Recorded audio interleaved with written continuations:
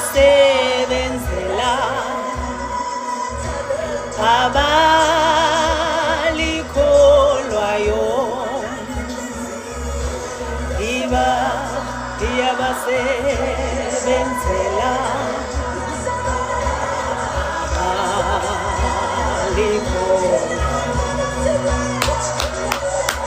iyabasebenzela abalikholwayo iyabasebenzela Jesus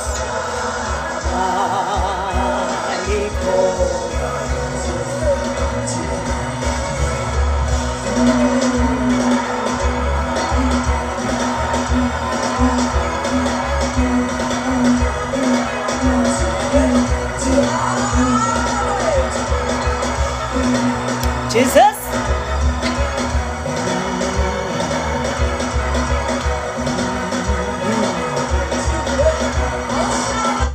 Jesus, good morning, good morning, good morning, bantu bakulo Yesu. Senamkela ekuseni kunika abantu bam ithemba. Sikupart 30 ke namhlanje. Ndiyanamkela ke bantu benkosi kunika abantu bam ithemba. Sizawuphusha ke namhlanje sikhande ithemba, selikhande ithemba. We utshilo kaloku uThixo wathi masenze lento siyenze, silikhande elithemba abantu bakaThixo bafumana ithemba. Andithi siphila kulomhlaba ungena sense yonke imihla nje kulomhlaba kaThixo akukho sense apha. Yayikade ikhona isense back in the days.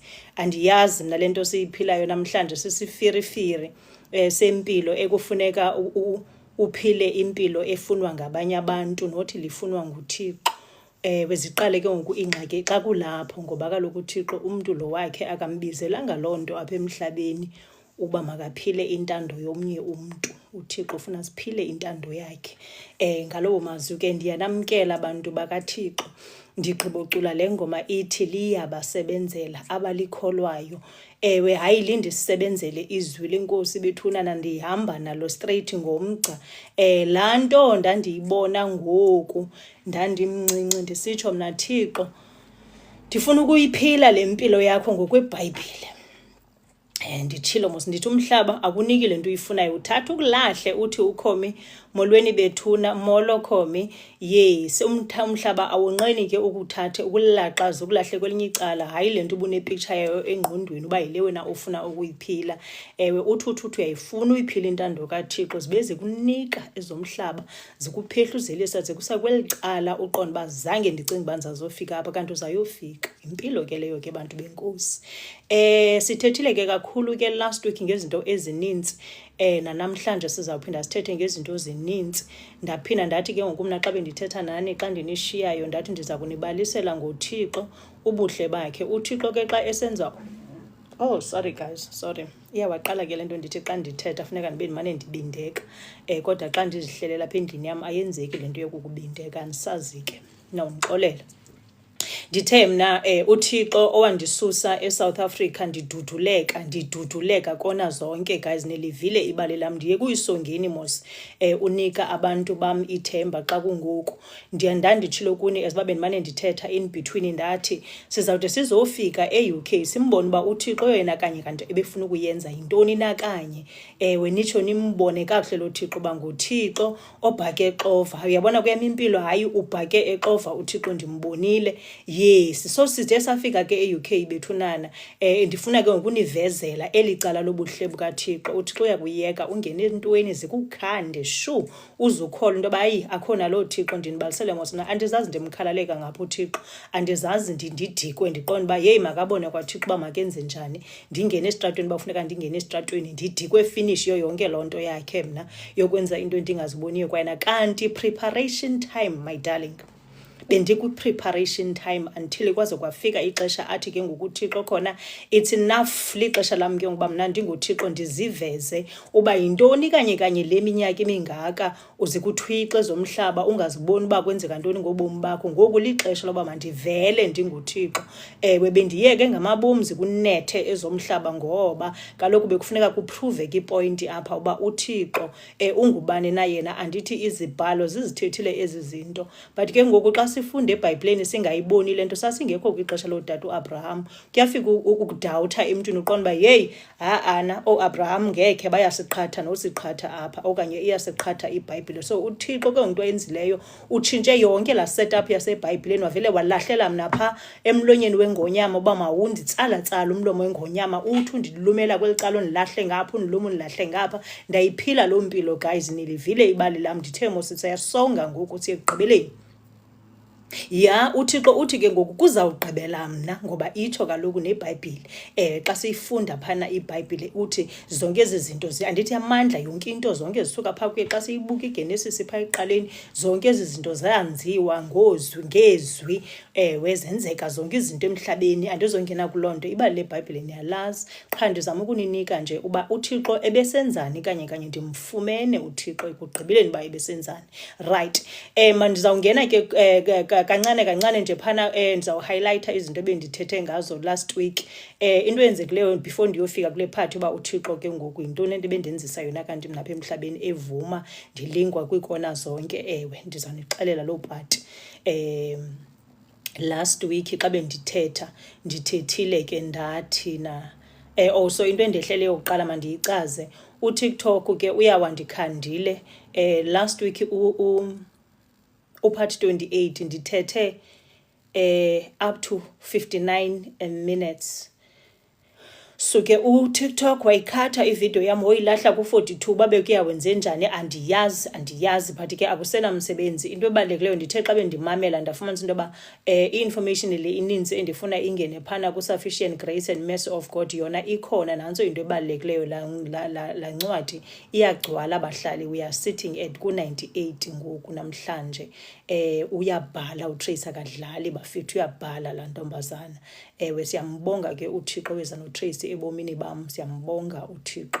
Wayeziqonda kakuhle uThixo wayenzani, wayeziqonda kakuhle kwangoku waye-offerisha uTrace into yoba ufuna ukuyenza ngokwakhe le nto ndingaze ndide ndihamba ndibe ndiyobhatala abantu. Kanti uThixo uzisa umntu lo undazi for 16 years umntu uba makabe ngumlomo wam, ngoba kaloku ezinye izinto esithetha ngazo kulaa ncwadi mhlawumbi ezinye bendingazozikhumbula okanye bendingazozi-eda ngale ndlela uTrace azi-ede ngayo. Guys, uTrace uyabhala lowa woman, nizayibona laa ncwadi ipacked.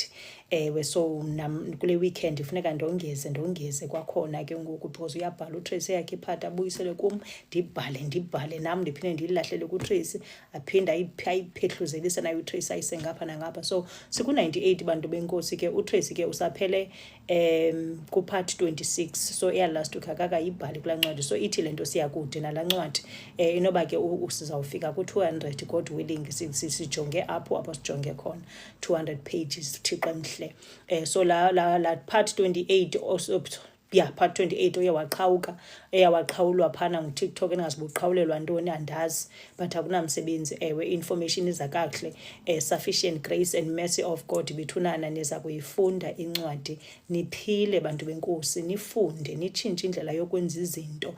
Amaxesha ngamanye ngoku akusahanjwa ngezanyawo, kwakuhanjwa ngazo phana ngootata uMoses benxibe iimbadada neentoni. Siphila kumaxesha emoto neepetroli. So funeka si-understand uba amaxesha ngamanye abantu bakaThixo baye kufowukhasa only kulaa nto babeyixelelwe ngokutya babe bancinci. Impilo iyatshintsha everyday. Ifuna umntu avule amehlo athi qwa atsheke uba sindawoni ngoku nempilo. Yes silapho kulaa ncwadi, silapho sithethe ezi zinto. Amaxesha ngamanye nonyaka uyatsho uthi 2025 akungo-1950. You need to understand that. Amaxesha ngamanye. So funeka abantu bakaThixo bahambe namaxesha. Yes silapho ngoku. Okay, mandidluleke kuloo nto.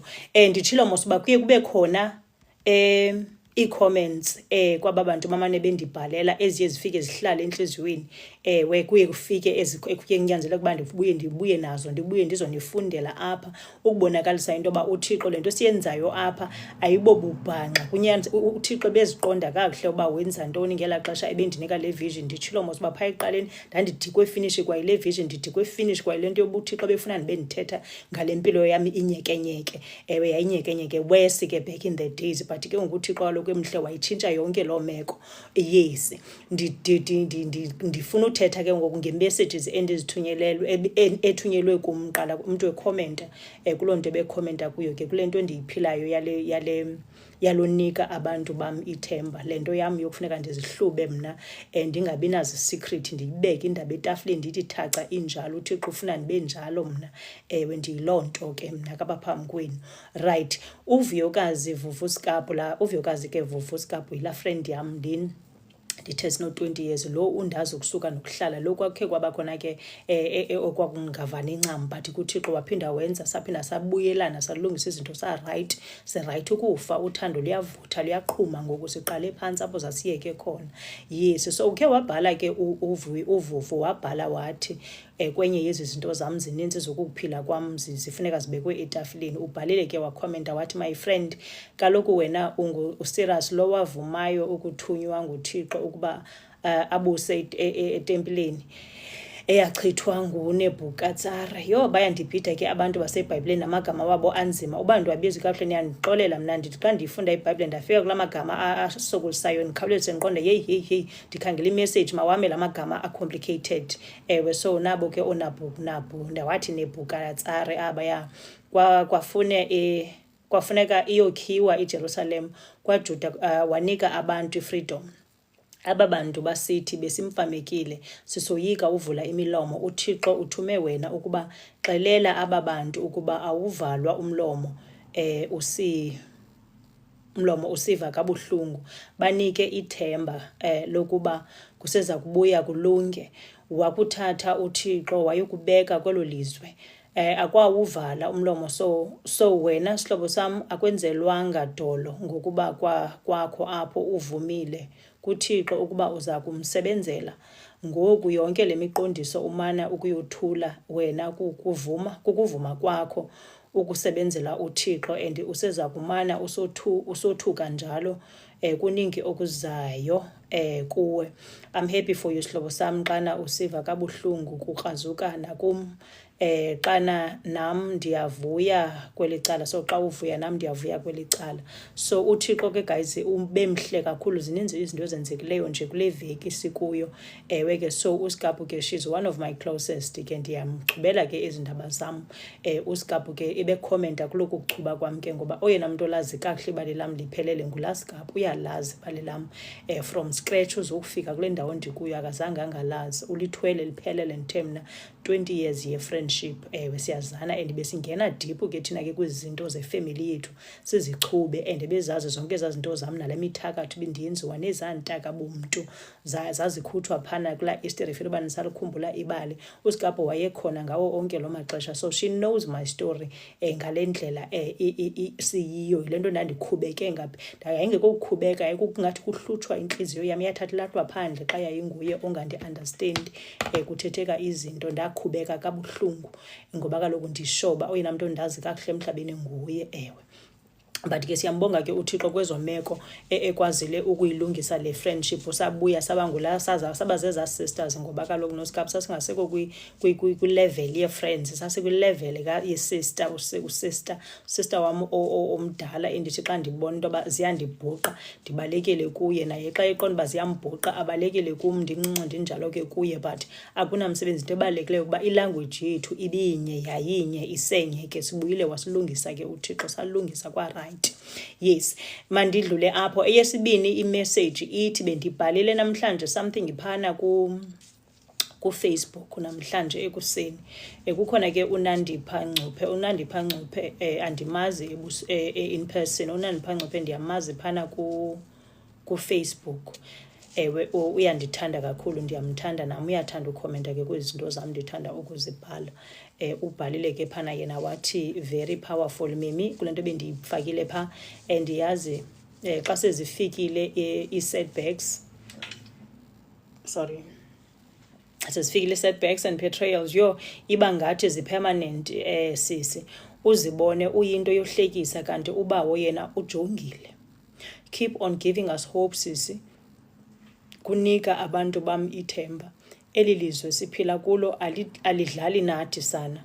You are a living testimony esibonisa uba uThixo ukhona and is under construction ngobomi babantwana bakhe. Amen ke Nandi, ndiyithathile ke imessage yakho injalo, ndimkanayo, ndizisile apha ke ngoku kunika abantu bam ithemba, because iyandiphakamela kakhulu. Kaloku xa izinto zikunetha emhlabeni, abantu bakaThixo bonqeni uhlekisa ngawe, ube ngathi uzibizele ingxaki kodwa khange uzibizele, ubomi buhamba nawe nje straight. Bahleke abantu bakaThixo, bahlekise ke benzela ezaa zinto zabo, bakuhlebe, bakwenze zonke ezi zinto.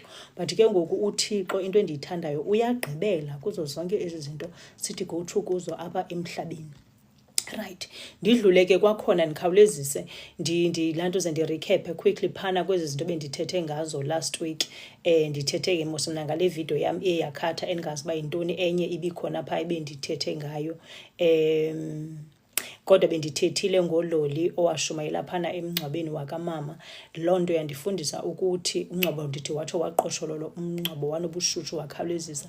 Ndathetha mna ngokuthi kubalulekile ke into yoba abantu bakaThixo ubathande bonke, ubamkele abantu bakaThixo until bakuphoxe, uzikhuphe ke ngokukhawulezise uphume kobo bubhanqa. Ewe, so uloli ke istory, njengoba nditsho istory sakaSigabhu nololi, ekwanyanzeleka into yoba heyi zindala zombini mabazibonele abantu bakaThixo uba mabathini. But into ebalulekileyo mna ndizawubathanda bobabini, andizokhetha kwacala. So ndazinceda ke ngokwenza loo nto, ndingakhethi uba hayi mna noSigabhu we've been friends for yonke le minyaka ini. Ndakhetha ndaqonda uba ndizawubathanda bobabini because inyani andiyazi uba yayilelephi. But okubalulekileyo uThixo wandifundisa into yoba bathanda abantu bam bonke. Ngoba uyazi uba ii-blessings zakho zilelephi. So ii-blessings ke zam I take it as i-blessing into kaloli ohahamba wayothandaza wayoshumayela phana kulaa mngcwabo kamama wakuyi-mess. Ewe, enkosi ke loli, ndimane ndikubulela enkosi loli uba ndisathetha ngale topic. Enkosi uzawumane esiza kuwe. Yes, ndaphinda ndathetha ke ngoku mna ngoba xa kukho uchuku ondigqibele kuloo ndawo, ndaphinda ndathetha ndathi okay, ndifuna utsheka, ndibhalile kaloku, andithi uMaMbhele, umama umfundisi uMiselo wayendifundisile uba ndibhale. So ngoku mna nale nto yokubhala ke ngokuba ndingazilibali izinto, ndikhe ndibuye ndimane ndilokha because kaloku ndithetha into eninzi kwisentence eyi-1 kanti ke ngoku ndiyibhalile phaa ngekoo-points ndiphinde ndiyilibale yonke loo nto. So ndisayifunda ke le nto ndifundiswayo apha ngumfundisi uMiselo uba mandibhale phantsi. Ewe, ndiyafunda bethunana. So enye into endiye ndathetha ngayo yimpathombi yaphana kulaa mngcwabo waphana ekhaya. After laa mngcwabo kamama oswelekile ndaphatheka kakubi, ndagezeleka, kwakuninzi, ndabuya ndazibuyela ndazizela e-UK yam.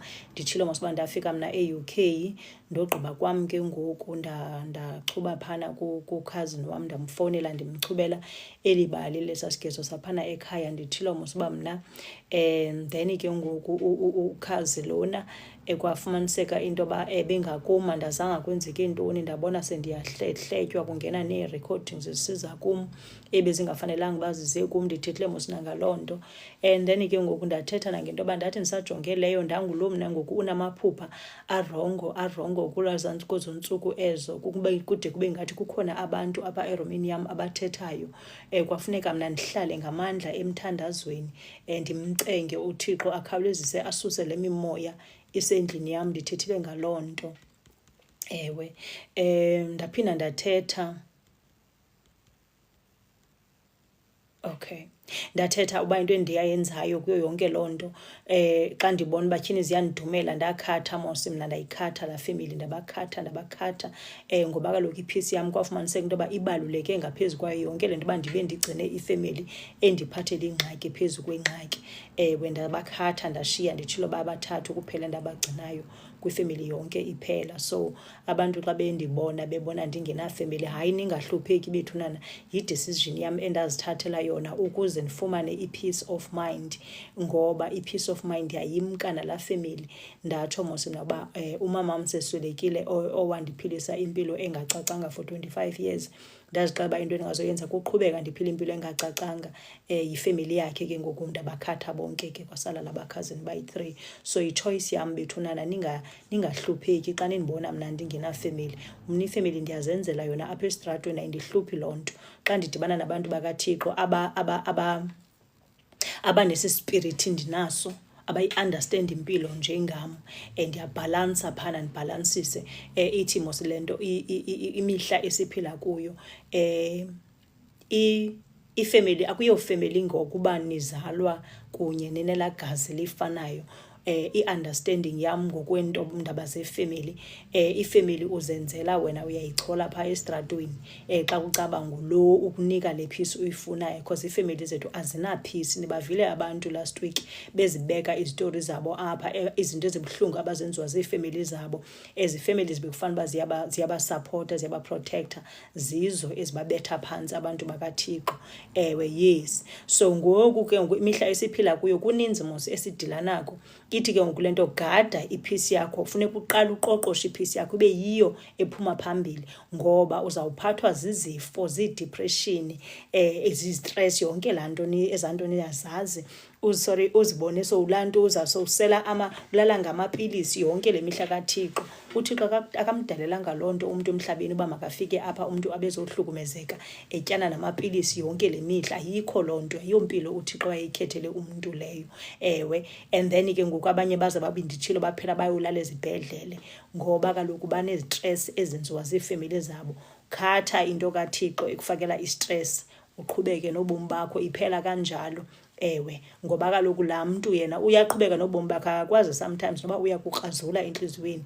Ndathi mos mna iintliziyo ezi zethu zibokoboko, uThixo wasinceda wazifihla iintliziyo zethu ngoba bekuzawuvela imihlola. Ya ndadlula ke ngoku apho, ndithe mna ngeli xesha zindinetha apha kwam after esa story salaa mngcwabo, ndilala ngeenyembezi, ndivuka ngeenyembezi, ndinga-understand noba ndifike njani apha, because kaloku ndandicinga uba mhla umama ke ngoku wasweleka finally after loo 25 years ndiyiphilele laa mpilo yokwenza sure uba ndenza ubeka abazali bakho, beka unyoko noyihlo ukuze imihla yakho yolulwe emhlabeni, ndaze ndiyifumane ipeace. Hayi kwacaba ipeace ikude le kunam, endaweni yoko zisandiqhuba zisandinetha ezomhlaba azindiyekanga, ndibethwa ke nguyifamily yakulo mama. Ndaqonda ke ngoku aba bantu ndim nabo ndizawudila nabo ke this time phaa emthandazweni, ndabaxikixa ke ngoku mna phaa emthandazweni. Ndibablokile mos, so abayongxaki ngoku uba babe benditextela, bendifowunela, bendenzela iheadache. Ndibahlaba ubhlokho mos, ndogqiba kwam mna ndakubuyela kuThixo. Ndathi wena Thixo masithethe, kuthiwa xa kunje. Ithi ke ngoku iscripture esandihlalela kule meko yenzeka phana ekhaya, savuka sathi la pray without ceasing, thandazani ningayeki. Ewe, savuka sama ngenyawo esa scripture, ndandiqukuqa ngomthandazo. Ewe, ndilala ngomthandazo in the middle of the night, abantu belele, ndiyapixa emthandazweni, ndibuza uThixo uba yeyi uthe pray without ceasing, ndenza kanye loo nto, ziphi results? Ndim lo utshoyo phaa kuThixo. Ithi mos iphana ngubani lo, ku-First Thessalonians chapter 5 verse 17. Kube ngubani ke ngoku lona, kuphinde kuvuke uSam apho uchapter 46 verse 10, esithi yena be still and know that I am God. Ndikhumbule ke ngeli xesha caba ingqondo ke ngoku yamba iyaphithizela. Yabona mos xa unestress ulibala nale ubuyazi ungayazi kodwa ubuyazi. Ndikhumbule uba uThixo othi be still and know that I am God, nguThixo mose ndikhe ndambona lona kwimihla eyadlula. Uba nilikhumbula kakuhle ibali lam, ngexesha ndandibekwa igani entlokweni, ngexesha ndandihijackwa kuthathwa iimoto zam, yeyi kwakukuninzi, ngexesha ndiqhaqhwa emqolo, nguThixo lona owathi be still and know that I am God. Ndamkhumbula ke uThixo wam uba hayi mani, ukhe waphakama mos wena wandenzela ezi zinto. Wathi wena uthini umanto uthi hi miss nehathe hi sweetheart.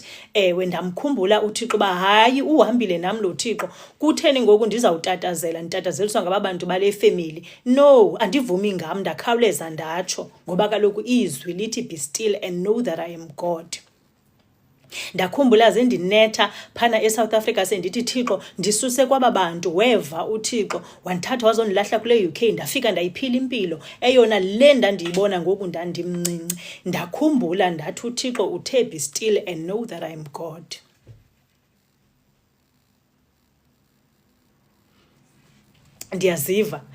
Ndiyaziva ndifuna ulila, andifuna ulila namhlanje, ndifuna uthetha ii-blessings zodwa ngoba uThixo ndimbonile endenzela. Ndililiswa ke ngoku kukubuye ndimdawuthe uThixo, kanti uThixo ubhizi uyaxova, mna ndibhizi ndinxamela utya isonka. Umntu ubhalile phaa ever greatest, uthi amen, amen ever greatest. Bendingazimiselanga kunililela. Uthi omnye umntu phaa, Manto yo uxolo sithandwa udlule ezintweni kodwa ubawo wanawe usenawe. Ewe amen, ubawo usenam. Uthi uNombongo amen, amen Nombongo. Bantu benkosi, andifuni kunililela, nje nditsho andililiswa zintlungu, ndililiswa ndim xa ndimdawutha uThixo ngoba kaloku inde le ndlela, inde. Uthi ufuna ukwenza okuhle ibe impilo iqhwitha, ulibale nala be still and know that I am God.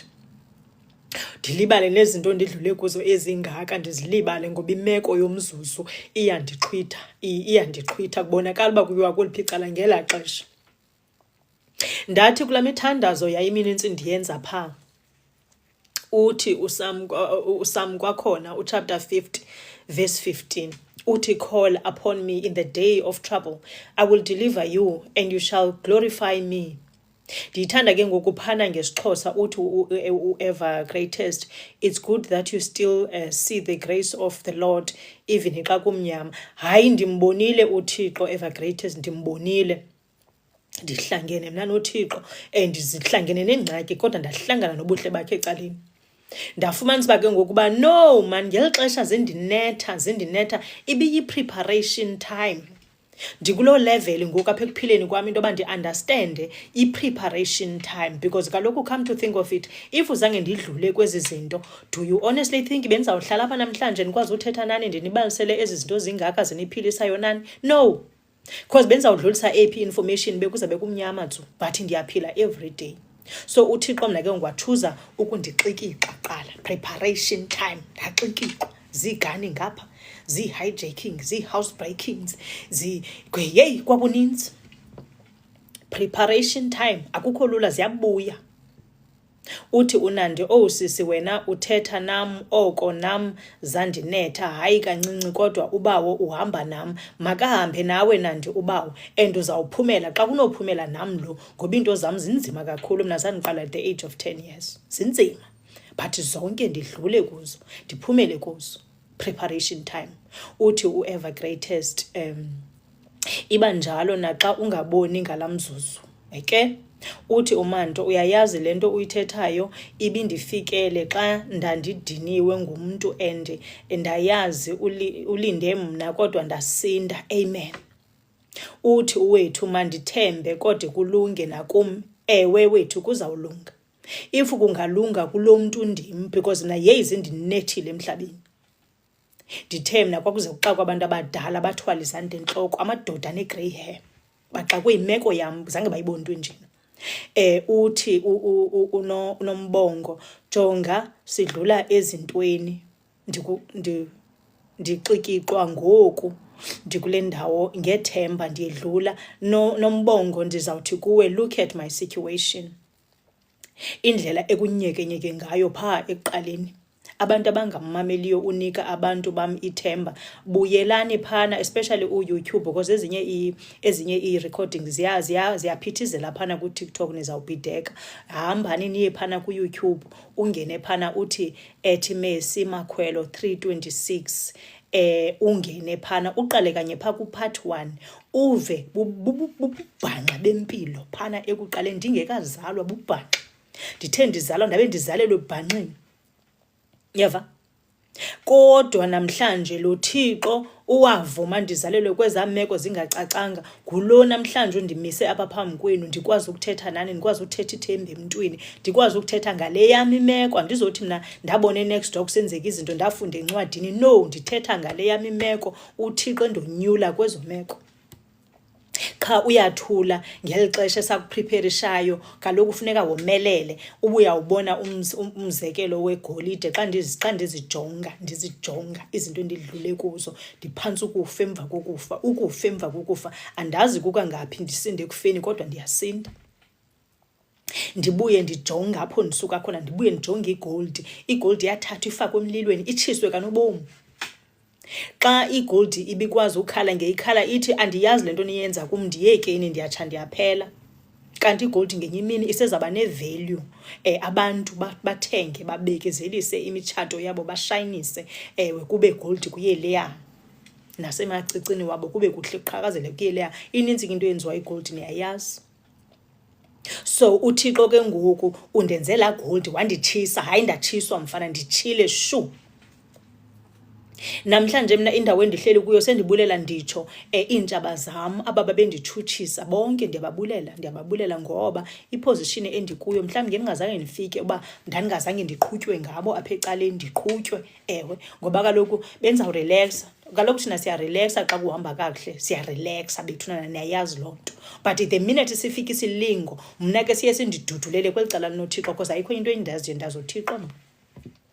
So ezazilingo bezindehlela naba bantu uThixo abayuzileyo okanye uSathane abayuzileyo, into abangayi-understandanga uba bayandidudulela kuThixo.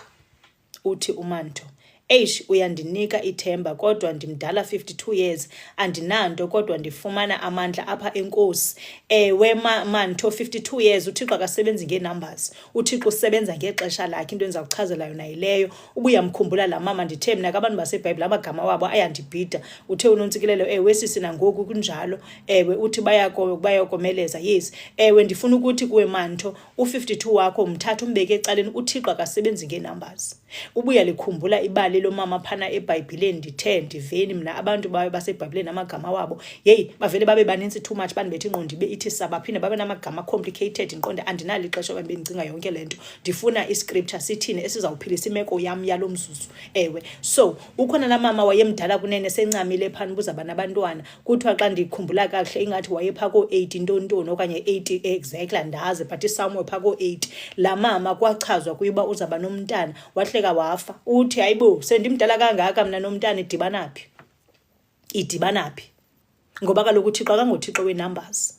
Wazala ke nangoku umntana 8, at the age of 8, masibe sithi 8. Abantu abayaziyo iBhayibhile mabakhawuleze beze nesa scripture okanye balithethe ibali lala ndawo uba kuthiwani na. Mna nditshilo mos uba ningandibuza amagama abantu baseBhayibhile, ndiyadlula mna, ndithathwa ndicosha ondikubonayo uba kuzawusebenza phi na, because mna ndi-practical, mna ndikholwa yi-practical, and ndifuna mna kuthethwe ngento eyenzekayo. Siyayibona le nto, nantsi yenzeka, evidence, ewe. So amagama awazondincedisa nganto. Ngala umazwi ke Manto, ndifuna ukuthi kuwe yomelela mntana enkosi, akukabikho late tu phambi kobuso bukaThixo. uThixo ubhizi, uyaxova uba akabhaki, into zimbini.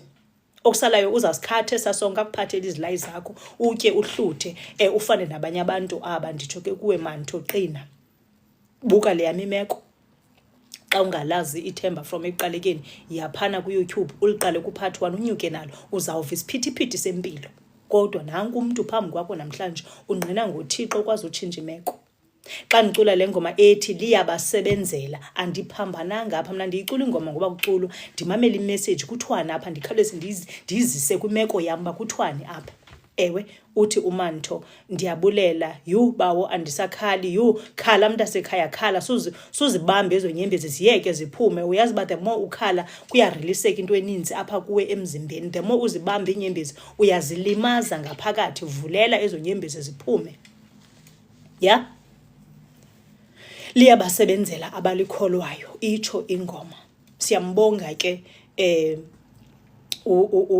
ubani uXoli Mngcwango, umuntu ocula le ngoma. Xa ngicula le ngoma yakhe iyanixolisa ngoba liyabasebenzela abalikholwayo. Ndimbonile uThixo sebenza bakubo. Ndibuye ke ngoku nditshilo iscripture esilandelayo. Ndixoleleni mani ndilungise impumlo zami, kaloku bendikhala just now. Mani ke ndikline impumlo. Yes.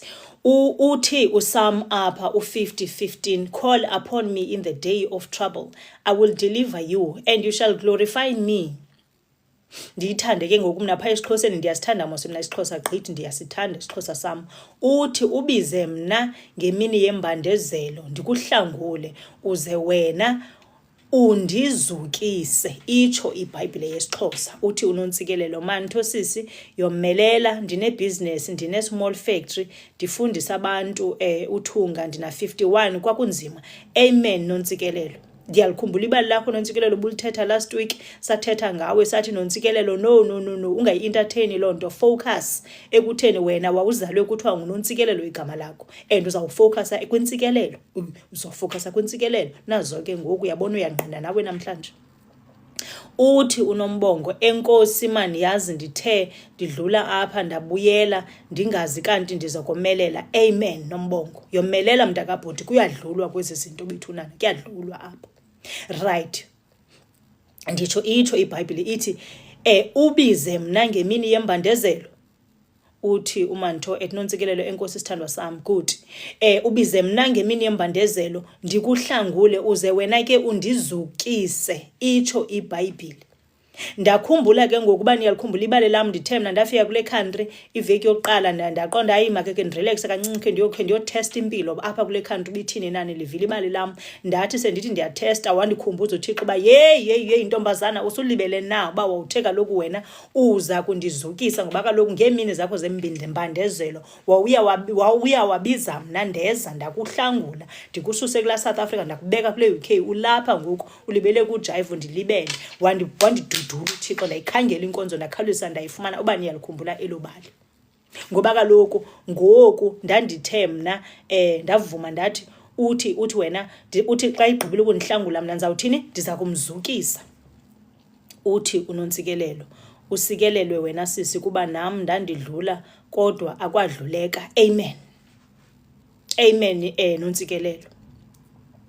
Nditsho ke bantu benkosi so wandikhumbuza uThixo kaloku ubuthe uzawundizukisa. Mna ndithi ke ngoku sendithi ndifuna uphithizela ndiyaphithizela uThixo andivumele ndiphithizele sekuyimpilo sesaba ne-agreement noThixo kaloku uThixo kaloku ndisemncinci ndiyafuna nolu-understanda izwe eli wawundifake kulo kaloku kwawena. Now you need to understand uba once in a while I need to uba ndibesestratweni ndiyophinda ndiyofunda phaa estratweni uba kwenzeka ntoni. Andifiki mna estratweni ndilibele kuyojayiva phana ndibele kusela utywala iphele kanjalo. Ndifike estratweni mna ndithekhe uba abantu bakaThixo benzani, ndithekhe uba yintoni engakhawuleza ndiyifunde, ndikhawuleze ntape nam ndikhawulezise. Nivile maxaba ndithetha ngomtapo wemali yam last week. Ngoku nina xa ngingena estratweni ke ndiyatapa iingqondo zabantu nditshekhe aba bantu benzani, aba bantu bacinga ntoni, aba bantu yintoni endingayitshintsha apha njalo njalo. Ndenze ezo zinto mna xa ndiphumile. Andiphumi nje uba ndihamba ndiyojayiva ndiyosela qha iphela kanjalo. Ndithe qwa xa ndipha phandle ndiyogada uba yintoni engayinqakula ndize nayo, yintoni endingayitshintsha kwaba bantu ndibancedise fast. That's what I do.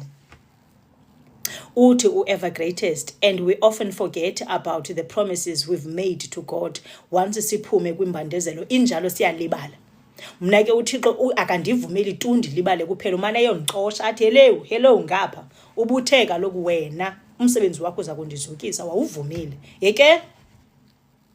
Right ke bantu benkosi, into eyenzekileyo ke ngoku uThixo wathi ndathi ndakuzikhumbula zonke ezi scriptures tshine zabuya ingqondo. Ndayeka ukulila ke ndibe ndilila kule ndlu ndingaziba kuzawude kuthweni nini. Ndakhawuleza ndalungisa ndanyusa iikawusi zam ndathi no ntombazana usudlule ezintweni ezininzi gqithi awuzogqitywa yile family yakho nge-last minute. Soze andivumi ngam.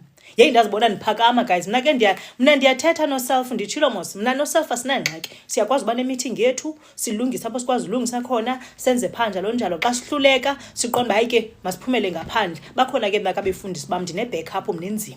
Abefundisi bam bakhona pha oomama uThetha, bakhona phana oomama uMiselo, bakhona pha oDr Bulembokazi. Ndine-backup enzima bethunana. Ootata uXingashe bakhona nabo ngaphaya. Ndawubona uba ndiyahluleka but ndiqala ndizihoyele imeko yam ndedwa konini, kungabikho mntu oyaziyo uba ndidila nezinto apha.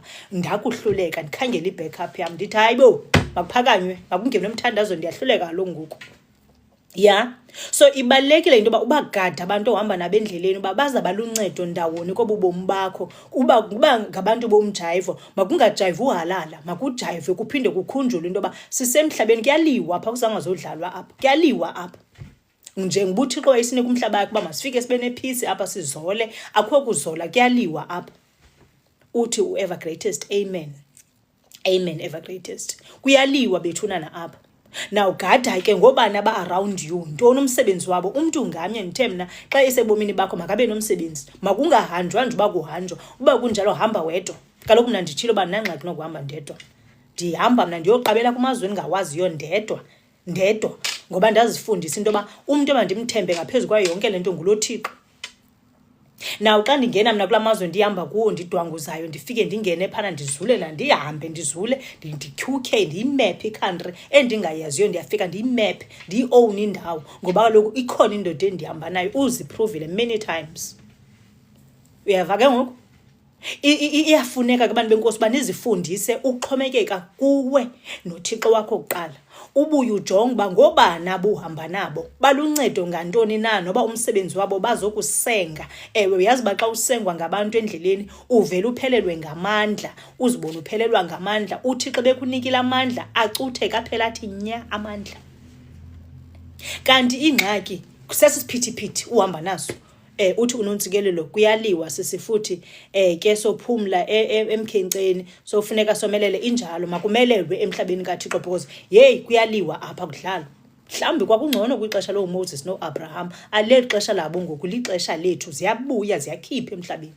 So yithi qwagada ngobani aba benzana apha empilweni yam. If baya kudraina, delete, khatha, mababuye umva, uzophila kakuhle le mpilo uThixo wayekubizele yona emhlabeni. Ngoba uzawuphela uzonda uThixo, nditshilo last week, uzawuphela uzonda uThixo, izinto zakho xa singade zihambe kakuhle, kanti ngalamahlahla akuxhagileyo, akutsalela, akubuyisela emva.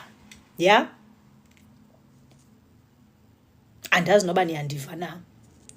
Gada abantu ohamba nabo. Ndithe mna yami i-backup inzima kabi.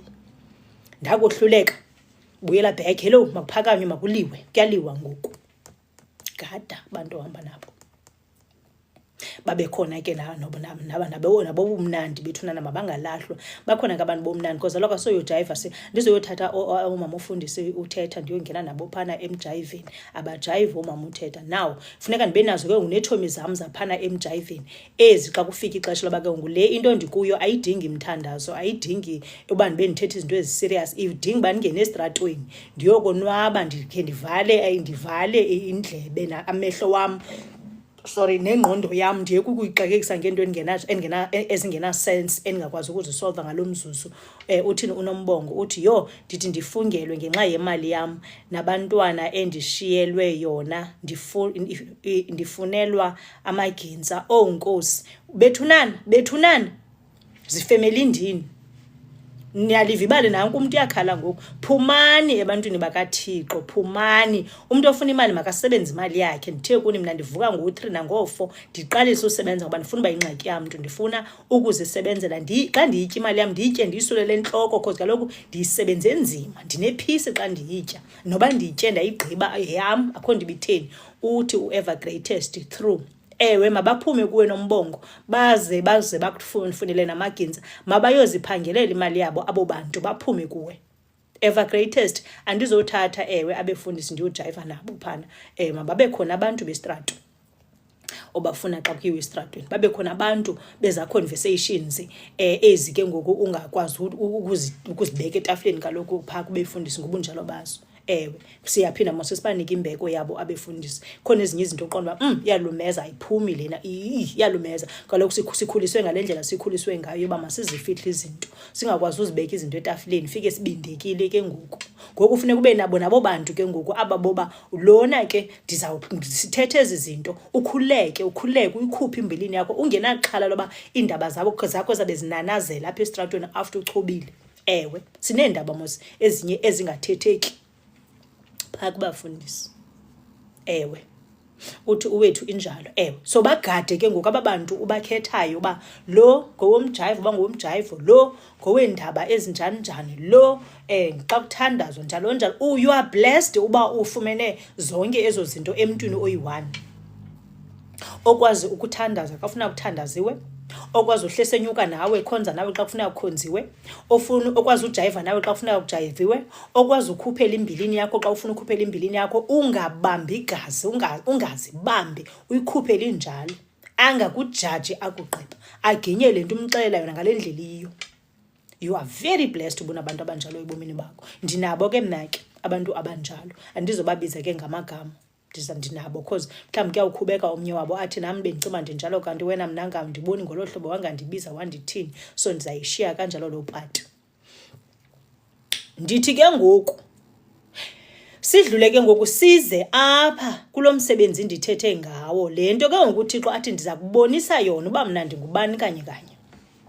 Ndithe kwezo mini zalo mithandazo emsebenzini ndabizelwa ke i-meeting kusithiwa salary yakho ntombi, sithe xa siyijonga saqonda ba asikho happy ngayo. Hayibo kuthiwo kum ndiyayithanda ke mos imali mazina ndinixelele yona ndiyayithanda imali, yingako ndiyivukela apha phantsi ndiyisebenzela nzima, ndiyayithanda imali. Ndithe mna xa ndifuna utya imali yam ndifuna uyitya ndiyisole le ntloko, ndingabe ndibalelwa uba hayi ngoku utheni uyitya kakhulu le 1,000 rand ubungena utya i-200. No, sukundilimita emalini yam, ndiyitya ngakhona ndizazi uba ndiyisebenzele nzima. So kuyi-3 months 4 months down the line ke ngoku apha kwenzeka yonke le nto ndibuye eklasi. So xa ndithi 4 months down the line ndafika e-UK mos nditshilo ngoMarch, ndafika apha ngomhla ka-6 kaMarch ka-2023. Then ngoJuni ndahamba mna ndaye e-Israel, ndabuya e-Israel ngoJulayi wasweleka umama ndahamba ndaye e-Eastern Cape, ndabuya ke zandidumela phana ekhaya. Inoba ke ngoku ndiyacinga noba kwakuphana koma-first week of August, first week second week ndabizwa ke ngoku ndimkhalele mos uThixo, mkhalele uthi ke uThixo ndiza kusula inyembezi mntanam, sula inyembezi, ndiza kusula. Iza apha emsebenzini ndibizwe kuthiwe imali yakho sithe xa sijonga hayi zandikhalaza mos ndandirayithi nalaa mali babendinike yona. Niyakhumbula mos nditshilo uba phana ipartner yam yakhe yakhalaza naye uba hayi izawuba ncinci le mali izawuthini. Ndathi yeyi mna ndiyakholwa, mna uThixo uyakuzibonela, ndiyahamba ndiyosebenza kula UK nale mali ininzi okusalayo compared to kule bendiyipeya phana e-social development. So I'm okay with that. Mna ke inhliziyo ende andinayo, ndamkela le into endiyinikwayo qha ndiye ndiyibhalansise uba izawukuthatha ndibeke phi izandithini, ndabona good irayithi laa mali. Ngoku ke ngokuthiwa kum ndiyaxelelwa mna kuthiwa hayi sifilishe into yoba incinci imali sifuna ukunika more. Okay good. Xa ndiva kuthiwa yimalini nale kuthethwa ngayo apha bathi kum sakubetha ngo-3 times my salary yase-South Africa, sithi plus sawugqiba. Ndathi ndandingathi ndizawuxhuzula kwesaa situlo, ndaqonda uba hayi mani bayaziva ababantu babathini, bayaziva ababantu. Ndim lowo uthi uManto uyambona ubawo, yes nguThixo wethu lowo. Ndithe mna intliziyweni andinayo but mna I believe, ifaith yam ndithe inzima kabi. By faith ndathi wona Thixo uyawuzibonela ndimka kula South Africa. Ngoku uthi ke ngoku uThixo kum kawuhleke mntanam, kudala ulila, hleka ngoku. Yebethuna ndakhawulezisa ke ngoku mna ndafola under i-millionaires zaphana eSouth Africa. Ndiyanqina nindive, ndiyanqina andibhreki bantu abazawucima ngumbhreko lona, bantu abazawucima ndivula ithuba loba nihleli nje nindisendele ezi messages zenu zifuna imali oko. Andizelanga kusebenzela i-South Africa apha e-UK, mandinikhumbuze ndikhawulezise. Ndiyanqina izwi likaThixo, ndiyanqina ubuhle bukaThixo uba uThixo xa ukholelwa kuye unale faith isisimanga njengale yam, uThixo uyakukupruvela izinto ongazazi. Uthi uyuza makakhe ahlekise mna mntase, uza kuhlekisa as long as uba you believe ukholwa uba ngexesha le right uThixo uza kufikela. Ndim lo uningqinelayo, ndafola phantsi kwemillionaires ndakhawulezisa. Ngubani owayecinga mna ndinikhumbuze mhlawumbi nindilibele mna ndingulaa mntana wayena 10 years phana ekhaya ndandine-responsibility ye-siblings zam. Uthi uyuza I believe mntase amen, hlala kukukholwa kwakho, ungakuphonculi ukukholwa kwakho ngoba kuyamncedisa umuntu ukukholwa. iBhayibhile eHebrews ithi siyakholwa kwizinto sezingabonwa sikholwe. Ndim ke lowo. Asikholwa ngoba siyabona qha, nesingaziboni ngoba siyamazi uThixo uzawusenzela. Uthi uyuza amen mntase amen user. Ndithi ke ngoku mna mandinikhumbuze mhlawumbe nindilibele uba mna ndingumntana owayetheni. Ndithe mna phana ekhaya briefly, phana ekhaya ndandingulaa mntana owayekhule ene-responsibility ze-siblings zakhe kodwa ndimncinci at the age of 10. Ndazonda kwanto kuthiwa kuzala enomntana phakathi, ndazonda kwanto ekuthiwa inomtshato, looking at the situation umama into awayiphilayo engacacanga. Ndazonda yonke laa nto mna. So ndabuya ke ndangulaa mntana kwakuthiwa uyahlupha, kanti uThixo ecaleni already wayesesebenza ngam kulaa age of 10. Ndingulaa mntana ndithe mna ndandibetha amagqubu phana eziyoni kulaa age yala 10. Ndikhe ndilahleke ndigqibela abantu bejikeleza baphambi kwam, ndilahleke ndilibetha igqubu lam ndiyongena kwamanye amazwe endingawaziyo. Ndithe ke leyo itopic ndiyishiya kanjalo because abantu they will never understand. Nam ngoba nam ndibuye ndibhideke ndinga-understand, kodwa ndawahamba amazwe mna ndisena 10 years ndibetha igqubu lam phaa eSouth Africa. Ndandiphana but ndandimka ngokomoya ndimke.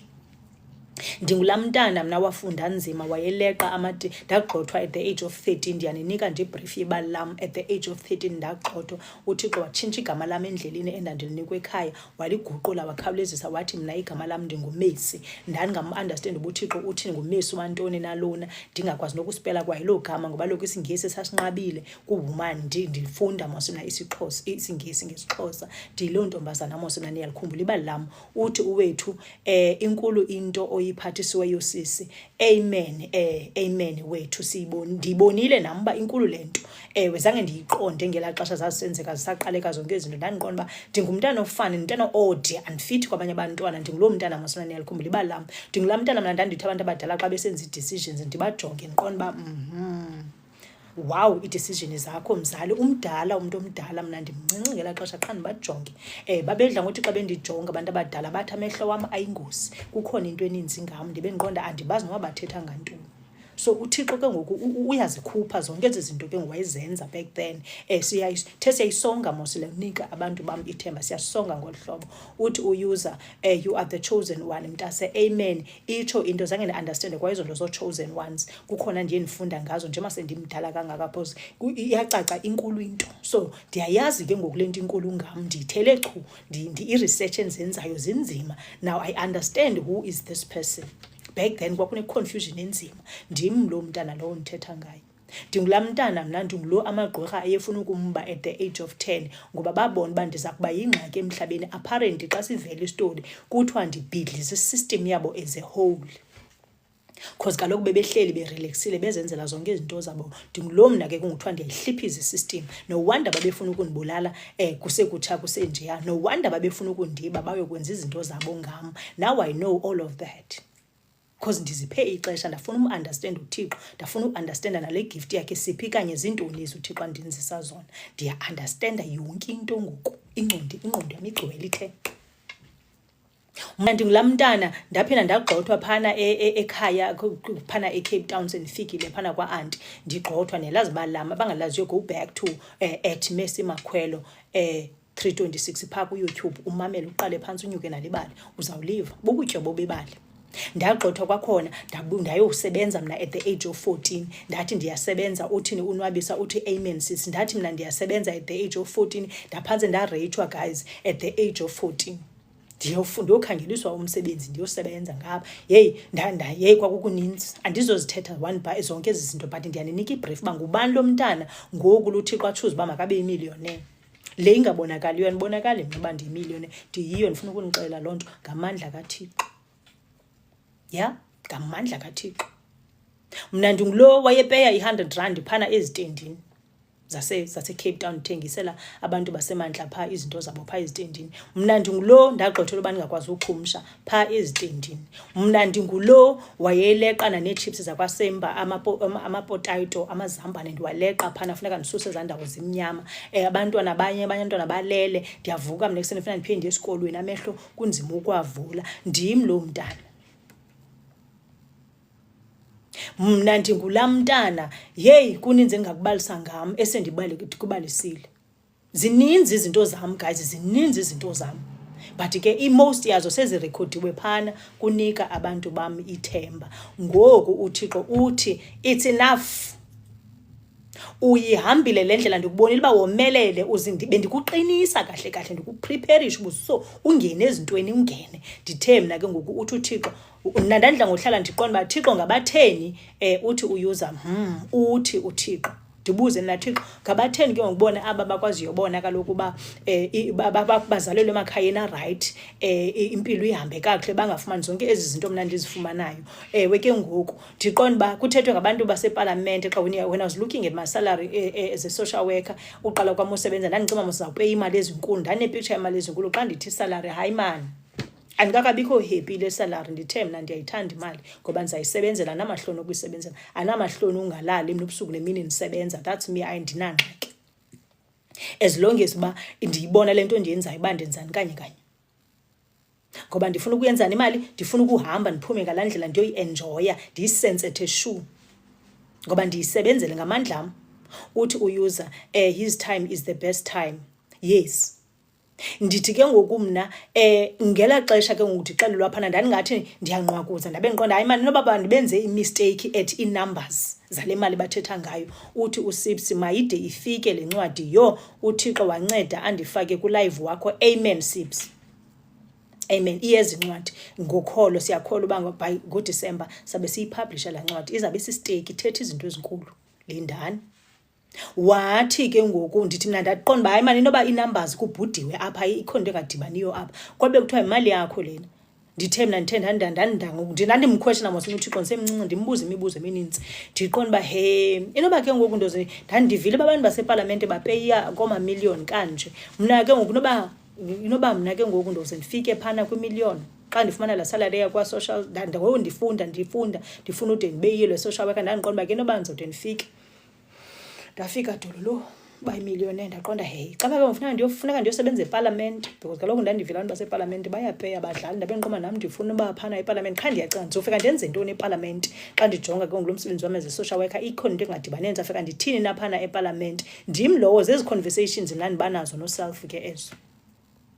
Ngoku uthi uThixo kawuyeke uba ukhangelana neParliament nantsi isalary kawukhusule ezinye imbizi zakho kudala ukhala nantsi imali mntanam uthule uthi cwaka. Uthi whoever greatest and the blessing of the Lord makes a person rich. Amen. Uthi uyuza ufana nam Sipsi ndiyaqala ukungena kulo live kodwa I'm so blessed. Amen user. Kuvuka iscripture ke ngoku bethunana nditshilo mna mos ndikhule ndisithi mna Thixo ndifuna ukuyiphila impilo yam ngokweBhayibhile. Qha ke ndithe impilo yandilaxaza yandibeka kwezi ndawo ifuna undibeka kuzo. Ixesha ke benana liyakhatha ngo-11:59 11:58 xa ithi 59 ndizodropha ndiphinde ndibuye mandinibethe njengale verse 1 ndibuye ndize nezinye ndizakwenza eyesibini i-recording iyaphela lena because funeka ndingadluli kwiminethe uzikwazi ubuyela back phana ku-TikTok. Ithi ke ngoku i-scripture mna kuvele kuvuka i-scripture ke sithi i-scripture apha esibhaliweyo when the time is right I the Lord will make it happen. Ku-Isaiah lowo uchapter 60 verse 22. Uthi uodwa laxa zam namfolo mpilo sorry xolo odwa kuyadluleka mntasekhaya buka mna lo andizokukhombisa kude buka mna lo kuyadluleka. Uthi umanto amen uthi uyuza amen mandidrophe ndiphinde ndibuye nizawundijoyina kwakhona ndizakwenza upart 31 ndiyabuya enkosi ngondijoyina. Amen.